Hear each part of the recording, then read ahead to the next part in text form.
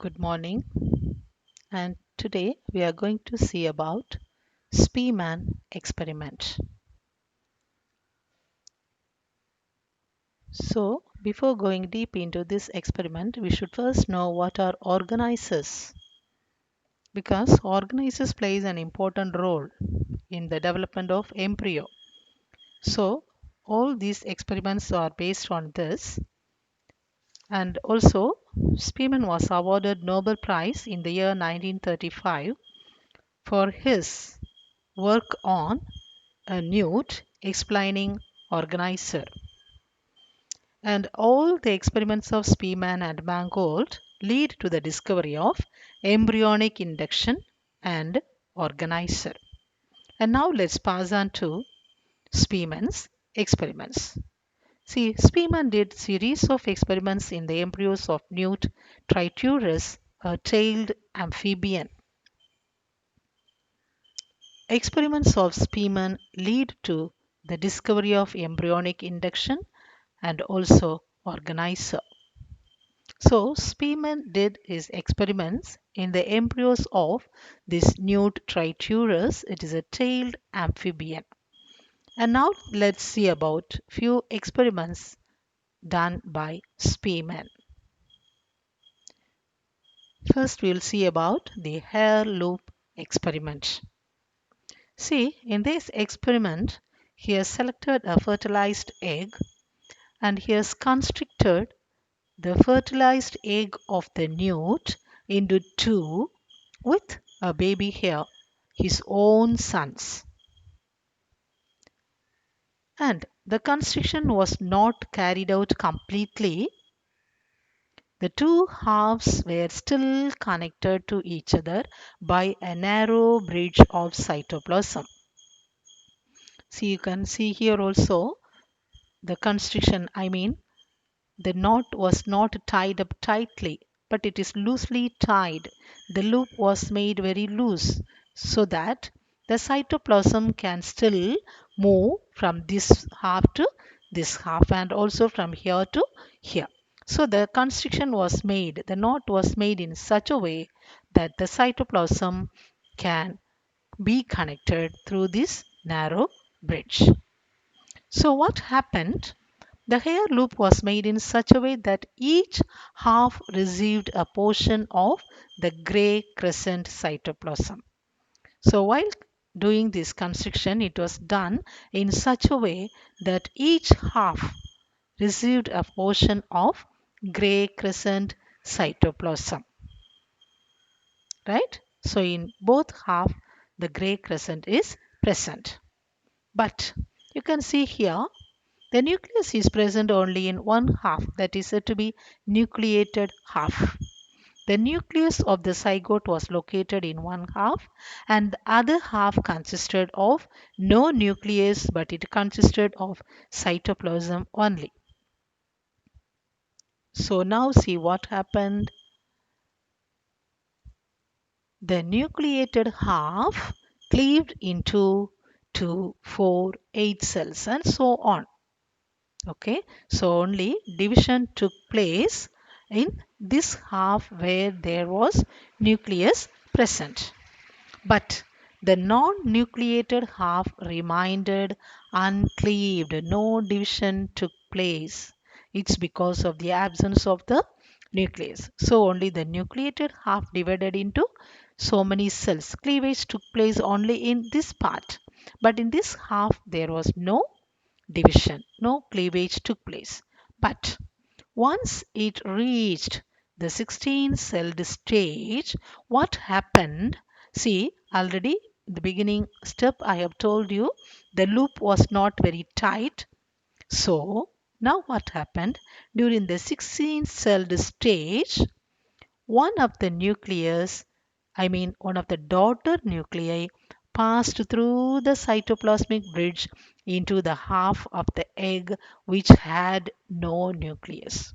So, in the beginning it had no nucleus, but after cleavage took place in this part, one of the daughter nuclei just passed through the cytoplasmic bridge into the half of the egg which had no nucleus. So, this half also began to divide, because it also got a nucleus now. So this also started dividing. So at this stage, Spearman drew the hair loop and separated the two halves of the egg completely from each other. So at this stage, Spearman drew the hair loop. He removed the loop and separated the two halves of the egg completely from each other. So he untied the loop and divided them into two. Now what happened? They were allowed to develop further. Each half developed into a complete normal salamander. Each half can now develop into a complete normal salamander. So from this experiment, he concluded that the nucleus is having complete set of hereditary materials. That's why once it got the nucleus, it started cleaving. Okay, the same experiment he has repeated several times. Every time he got the same result. So clearly he proved that each and every nucleus of the cleaving cell has the complete set of hereditary materials for the entire process of normal development. So that is why it was able to develop into a normal salamander, normal newt. So that is the conclusion of this first experiment. Already I have told you he did series of experiments. This is the first experiment he did with the hair loop. And come to the second experiment. See here also he selected a fertilized egg, and here again he constricted the fertilized egg of the newt into two with the help of a baby hair. But here the knot was very tight, and he put the knot as if both half received a part of the gray crescent. So this part also has a gray crescent, the other part also have a gray crescent. The loop was tightened to separate the two halves. So now these two halves, with the help of the hair loop, it was tightened and cut into two halves. And now what happened? Both halves developed into two embryos. Okay, and now come to the third experiment. In another experiment, what he did, the fertilized egg was constricted in such a way that in only one of the half the gray crescent was present. The other half was devoid of it. See, in the previous experiment we have seen both half had gray crescent, but in this experiment the fertilized egg was constricted in such a way that only one of the half received the gray crescent while the other half doesn't. So now listen here what happened. The half with the gray crescent developed into a normal embryo, but the half with no gray crescent just produced a mass of cells called belly piece. It was unable to develop into a normal embryo. Then come to the next experiment. Here what he did, he removed the gray crescent from the fertilized egg. He removed the gray crescent from the fertilized egg. So now this egg is without gray crescent. So automatically what happened? No development of embryo because of the absence of gray crescent. So embryo stops development after blastulation. That is experiment 4.